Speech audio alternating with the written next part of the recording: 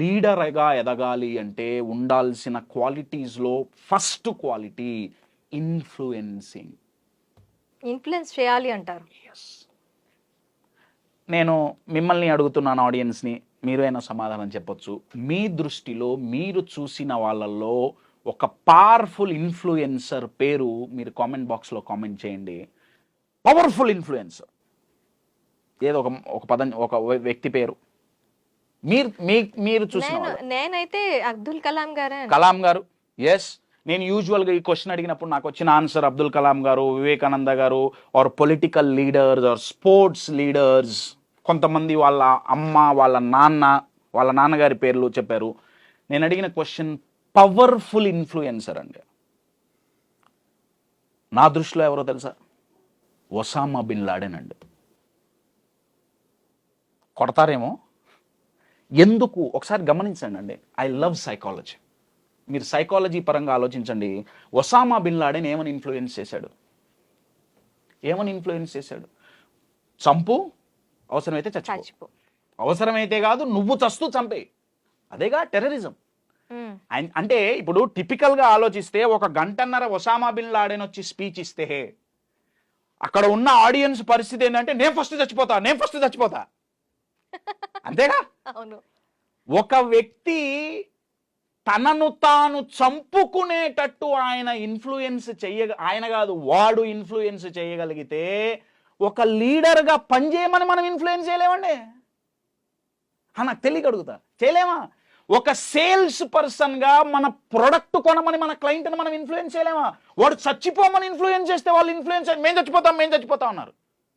Biggest fear is death అండి. దాన్ని వాడు తీసేశాడు. కానీ ఈరోజు కార్పొరేట్ కంపెనీలలో లీడర్ చెప్పేది ఏంటంటే మా టీం నేను చెప్పినట్టు వినట్లా, నేను చెప్పినట్టు పని చెయ్యట్లా. ఎందుకంటే ఇన్ఫ్లుయెన్స్ చేయలేకపోతున్నాం.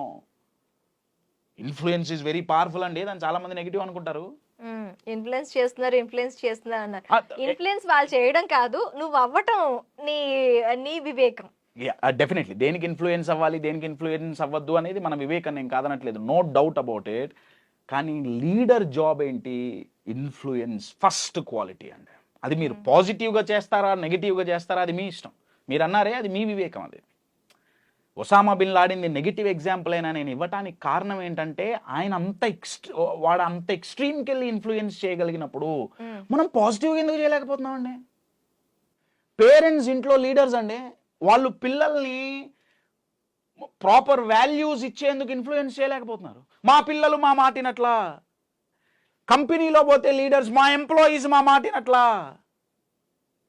ఎందుకు వినట్లా? వినేటట్లు మనం చెప్పలేకపోతున్నాం. కన్విన్సింగ్ కాదు, ఇన్ఫ్లుయెన్సింగ్. దీంట్లో 3 లెవెల్స్ ఉంటాయండి. ఒకటి కమ్యూనికేటింగ్. సార్, ఇన్ఫ్లుయెన్స్ చేయని వాళ్ళు కన్విన్స్ చేయగలరు అంటారా? Convince is a lower level అండి. కన్విన్సింగ్ ఈజ్ వేస్ట్ నా దృష్టిలో. అందుకే చెప్తున్నా, ఫస్ట్ లెవెల్ ఈజ్ కమ్యూనికేటింగ్, చెప్పటం. ఏమండి? Second level convincing. ఇక్కడ కమ్యూనికేటింగ్లో మనం చెప్తున్నాం, కన్విన్సింగ్లో వాళ్ళని ఫోర్స్ చేస్తున్నాం. ఏమండి? ఇప్పుడు ఫర్ అన్ ఎగ్జాంపుల్, నేను ఒక ప్రోడక్ట్ అమ్మాలనుకుంటున్నా, ఈ గడియారం నేను అమ్మాలనుకుంటున్నాను. ఏమండి? గడియారం అమ్మాలనుకుంటుంటే కమ్యూనికేటింగ్ అంటే ఏంటయా అంటే దీని గురించి చెప్పడం. ఈ గడియారం ఇట్లాంటిది, ఇది పెట్టుకుంటే లాభం నష్టం వగేరా వగేరా వగేరా.